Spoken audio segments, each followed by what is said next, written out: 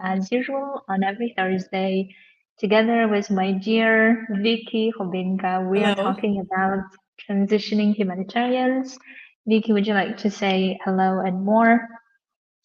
Well, I'll just say hello and really excited to dive into the subject that we have chosen today. For that, we see that it's quite a useful subject to really look at the questions of transitions, not only what to do or how to prepare, but also really what not to do, or how not to set yourself, or what is it that will probably not be helpful for you if you do that.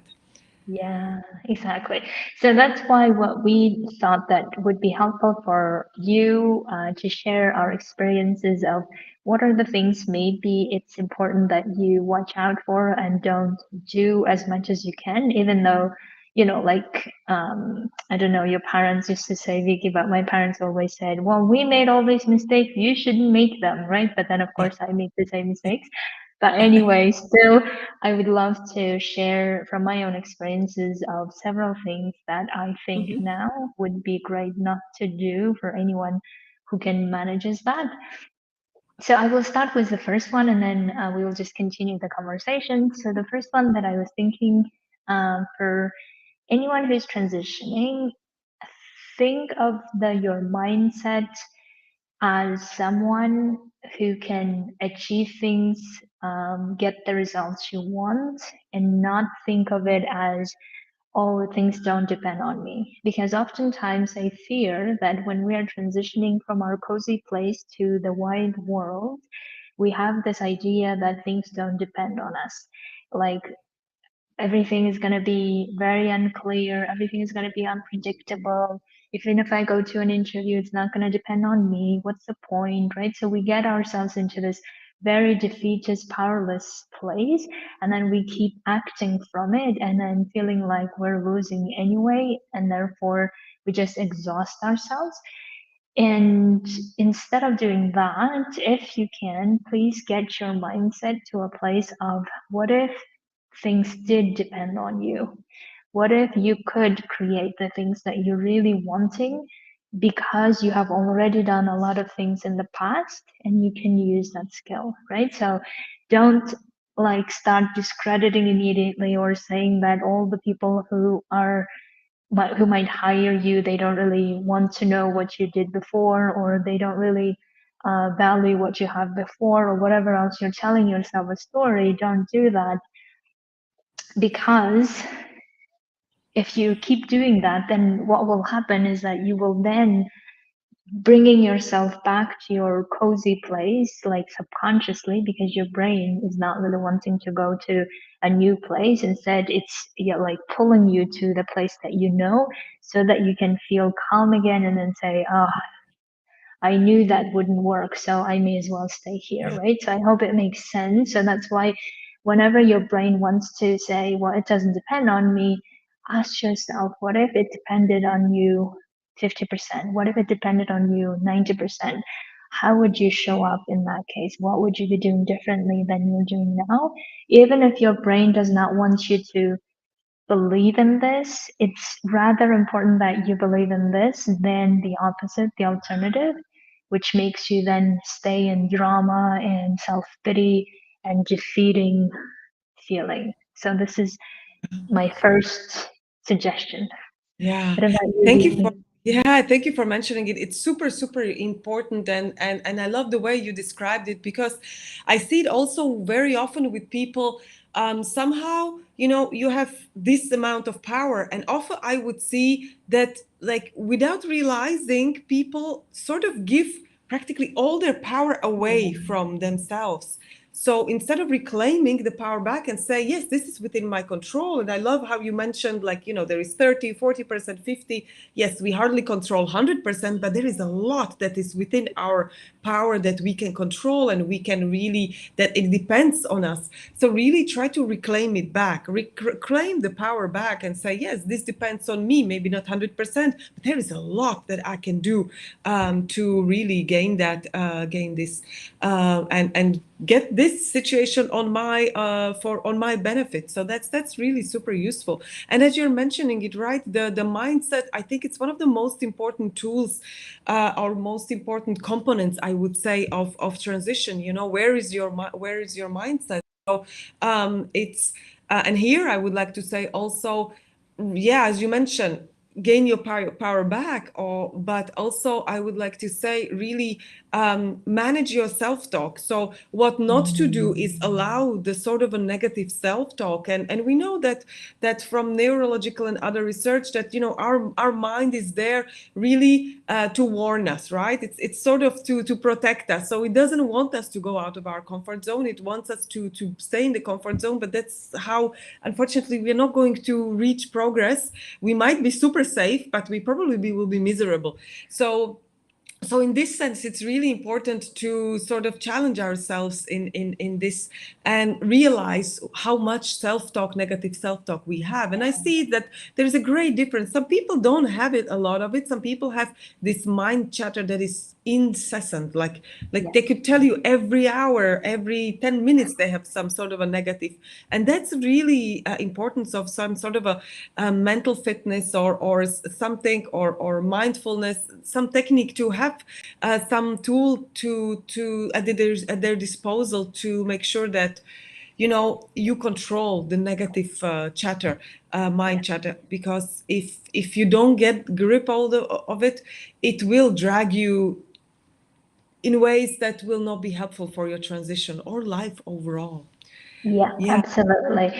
So I think one of the ways that I look at my self-talk is, there must be a belief that I'm believing about myself to be true, and therefore all these talks come out, right? So one of the self-talk that I used to have is that, well, why would you say this, or why would you even show up, Yeah. or why would you raise your voice when it's not important, or whatever these self-talks come out. I know that it's coming from this belief that I don't matter, or I'm not important as other people, or some Yeah. sort of belief about myself, right? So that's why I think whenever you have a self, you can also be curious about what's the core of what you're believing about yourself to be true. And therefore, these actions of talking come out because you're believing something about yourself without even realizing this is what you're doing. The other one that I was thinking about that could be very helpful for people to think about what not to do is don't think of um, things not working all of the Mm. time, Yeah. because I noticed this from my own brain that as soon as I left my career job, my brain started immediately saying things like, well, we expected this result and this result didn't happen. So Yeah. obviously things are not working. Obviously you're not doing right, or obviously you don't know what you're doing, and all the things, right? Coming back to self talk. But I think here, what I want to highlight is that there is this belief that it has to work immediately at the time when I said it would. And if it doesn't, Yeah. it means things are not working altogether. And therefore, you are doing something wrong. So why not just go back and do what you know best? Who do you think you are? Right? So, all kinds of things coming up. Yeah. And therefore, what I have tried all of last year actually, always counterbalance myself to say Mhm. what is working and being very conscious about it, like Yeah. really showing to my brain that things are working in this Yeah. way because of this reasons. And my brain often wanted to see the numbers, or wanted to see the Mhm. whatever the tangible things, but I always had to show myself that these are the intangible things, but still this is what I wanted, this is what I Mhm. have, so therefore it's working. So therefore, what I want to really say is that watch out for your brain to be wanting immediate reward, immediate successes.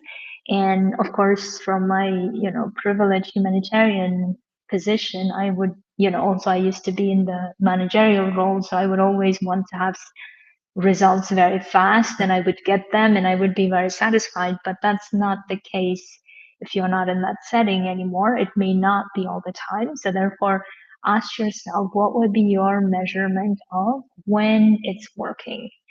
Yeah. And don't just rely on numbers. I mean, that could be one indicator, obviously, but that's not the only indicator.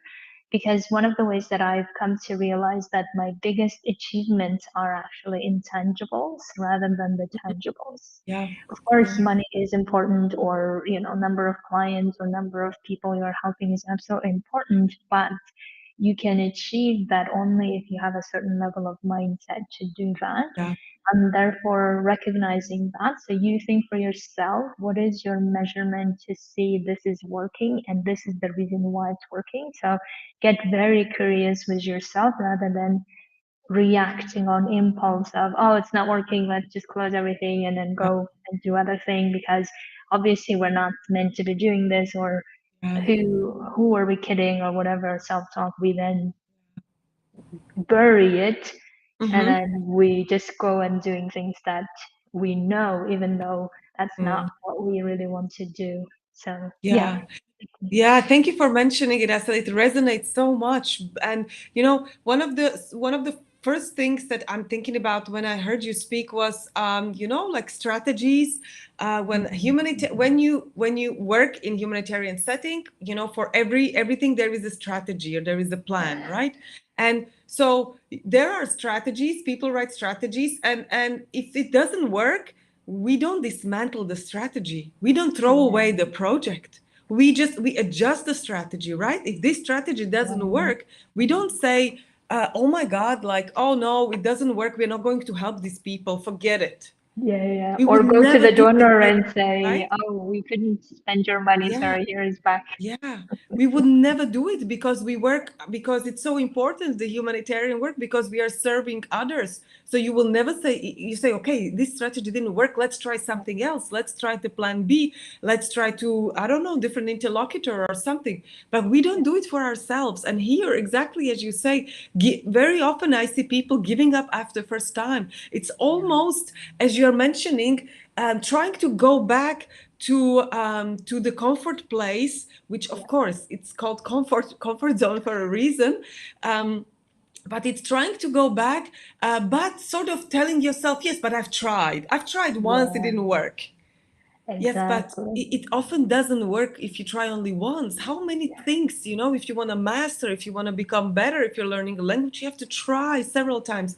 You have to try from this perspective or this strategy. So somehow there is very different parallels we apply as humanitarians to our professional life, our professional work, and then suddenly for ourselves we wouldn't do the same thing as for others. So here I would say just be consistent, right, with what you Yeah. do for others to what you do for yourself. So apply the same measure, I would say. Yeah. And the Yeah. second thing, as you mentioned very closely, expectations, right? The Yeah. Very often I would say do it without expecting a result. Yes, of course we always want to see something, but as we often say, it's a process rather than a destination transition, Yeah, right? exactly. And the other thing that I was thinking of don't do is don't let yourself argue with yourself all the time. Yeah. And I feel like this is also what I've observed from my own brain, is that when I transitioned, sometimes my brain would come up with things like, well, if you were working in humanitarian work, this wouldn't happen. Or Mm, if you were working there, or if my favorite is always, if you had a job stability, or if you had a UNLP, which is a UN passport, obviously for traveling, mhm. if you had this, you would be allowed all kinds of visa. Yeah, Because I come from Kyrgyzstan, obviously, and yeah, embassies giving me visa is not an easy thing, especially to yeah, enter European Union, right? So, and whenever they would reject or say things like, we can't give you because you don't have a contract or any guarantee, even though I had money in the bank, it wouldn't be enough. And my brain would be like, well, that's why you should have just stayed there, right? yeah, Why are you trying to prove da da da? So, this type of arguing with yourself, as if, like, I often felt like I was going against my own decision. yeah, And instead of doing that, I mean, I know that it's probably inevitable that you have that at some point in life, but think of it, why you made the decision and own it.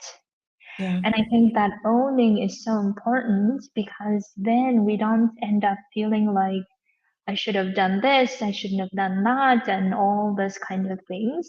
Instead, like, no, no, no, I know why I did it. I know why I made this decision. I knew me making decision would bring these challenges. Yeah. I signed up for it in other ways, right? I knew that if I didn't have a UN job, I would probably be refused the EU Schengen visa, but I knew Mhm. that and I did it anyway. So I Yeah. think that's important that you don't argue with yourself, but you explain to yourself that no, we want to be owning what we decided and go for it full committedly. Instead, what I see happening is that my giving up brain wants to come up very fast and say, well, Mhm. here are the reasons you don't need to continue.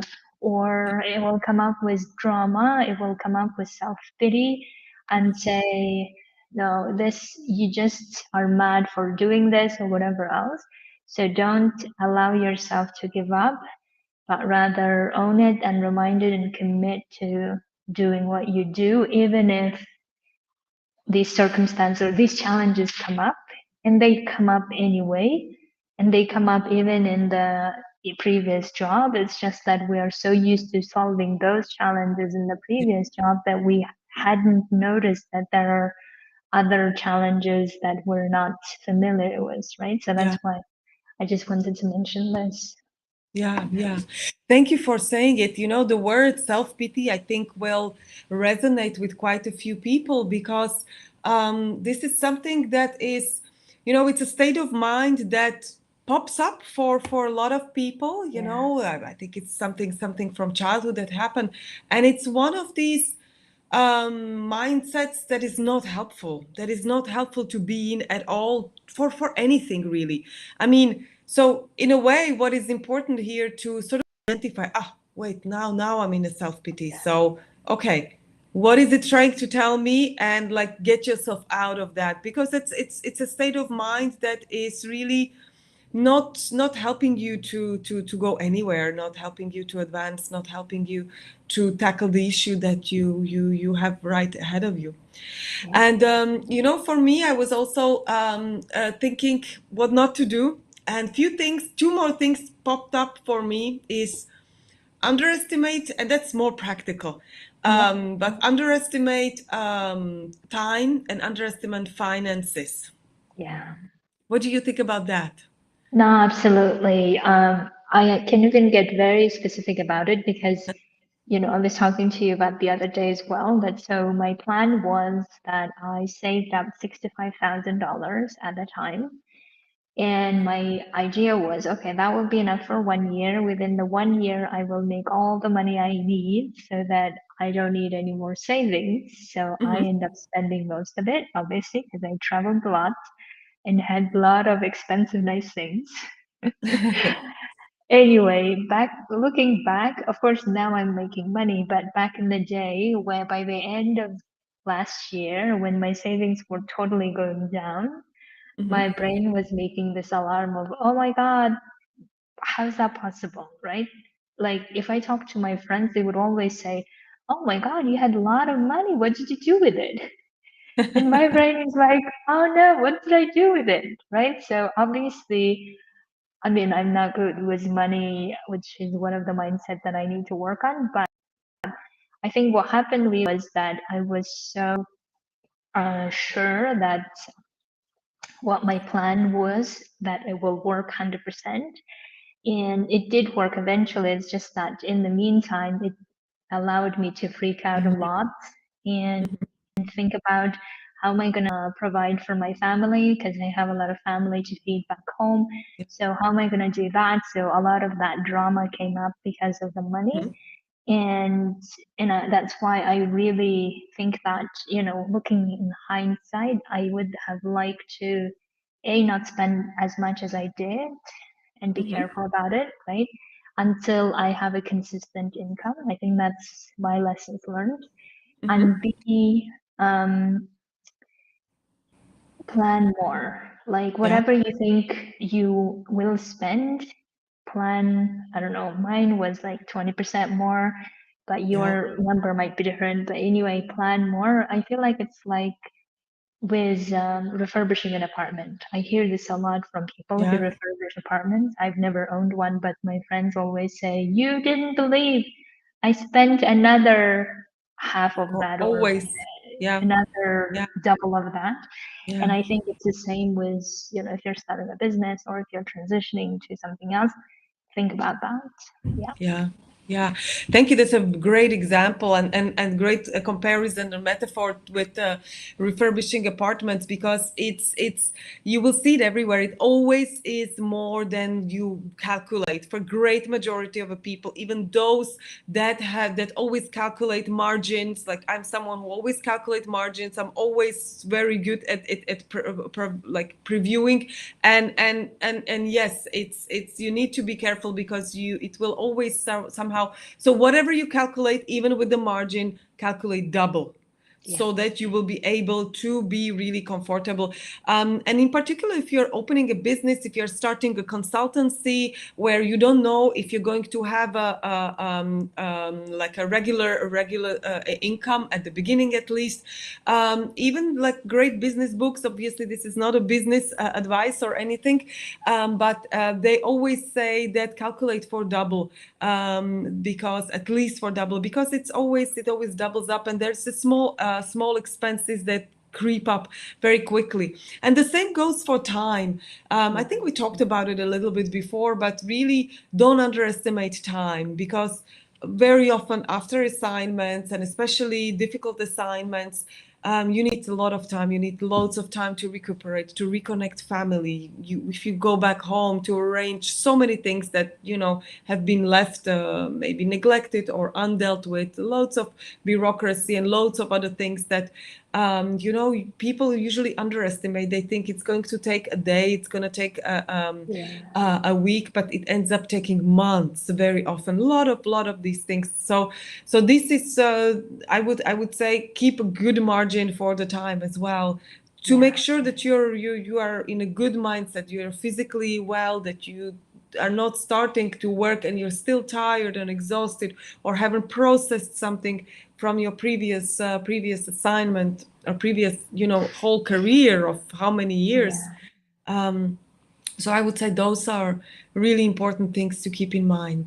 Yeah, exactly. And I think maybe last thing that I want to say on this is that what I did find helpful about that experience, though, is that it brought up a lot of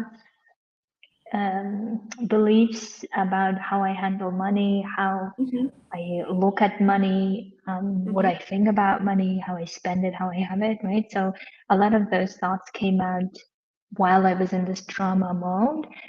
And I think it's important that we look at them anyway, irrespective of whether we have money or not.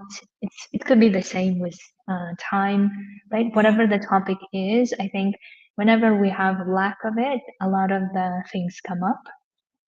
And if you cannot really manage them well, at least use that opportunity to look at them and clean that Yeah. up a bit. Yeah. And when I say clean it up, what I mean is really question it, question to see if it's really happening what you think is worst happening, or it's just your brain's way of dramatizing things, right?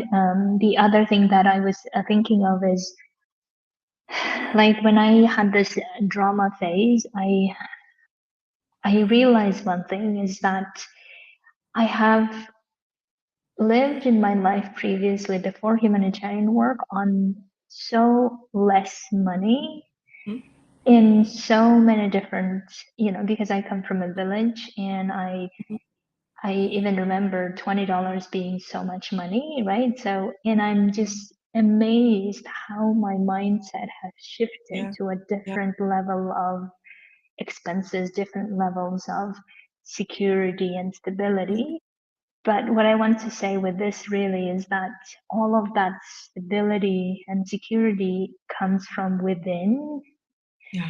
in terms of trusting ourselves to make Yeah. that amount again if we want to, or a different amount. So, one of the examples that I keep saying is that I don't have an insurance now for anything. For instance, I don't have a pension insurance, medical insurance, nothing. Mhm. And I'm living in Ukraine where the war is going on. So Mhm. obviously, everyone looking at me would say, "You're insane," right? Especially my European dear friends would say, Yeah. "I can't believe you're doing this."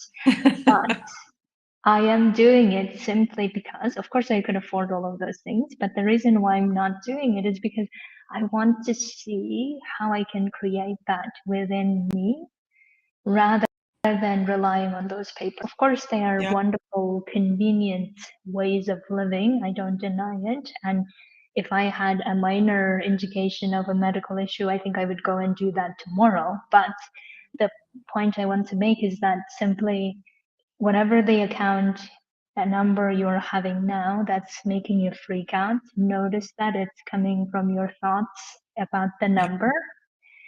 You could think about any number in a way that you want to, but oftentimes we think it in a way that's not useful. We think like, oh my God, it's the end of the world. I'm going to be on the street. I don't know. What's your worst case scenario? My worst case scenario is Mhm. always, I'm going to be homeless.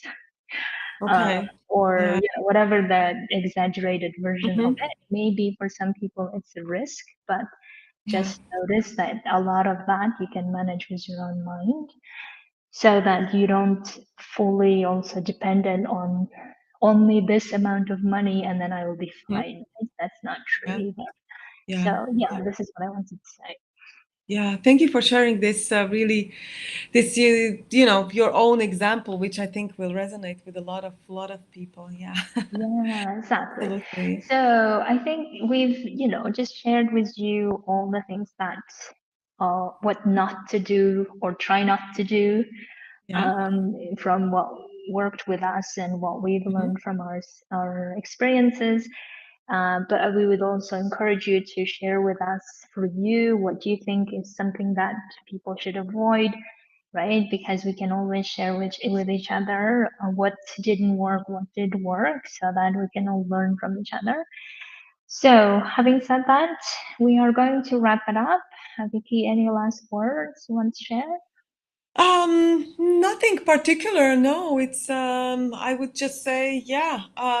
One of the most important things is mindset. I do believe it's with where most of the things start. It's really if there is nothing that you can do today, get the right mindset and make sure you maintain sort of a healthy outlook, not like a pink looking through pink rosy glasses and everything is always optimistic. That's not the case, but really mindset of growth, that things can improve, things can get better, even if today it's not the day, it can be tomorrow. So really to have the growth mindset is very important.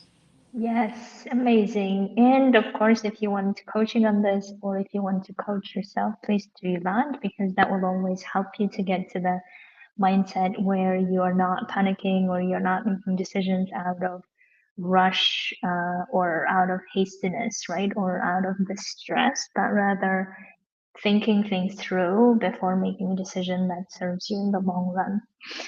Okay, thank you so much for listening, and Thank thank you. you, Vicky, for Thank sharing you. all your insights.